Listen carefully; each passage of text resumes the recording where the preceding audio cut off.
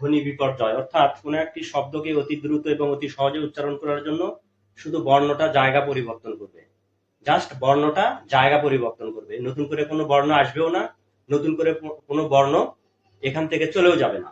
তো যেমন ধরেন যে রিক্সা, দেখেন সা, এই দন্তস্বটা শুধু আসবে এখানে, সামনে আসবে রিস্কা।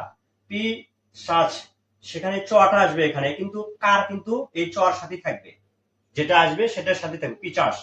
এই যে যেমন ধরেন যে লাফ, ফটা এখানে যাবে, কার এখানেই থাকবে।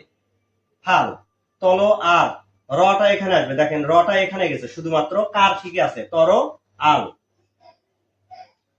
চাকরি সার্কি, দেখেন শুধু র এখানে আসবে, কর সাথে কারই থাকবে। তুল তুলা হয়ে গেছে হচ্ছে লুত লুত, আশা করি বুঝতে পেরেছেন। দেখেন তুল তুলা মানে কি, এই লটা আসবে তর জায়গায়, তার মানে কি লুত, এই যে লুত।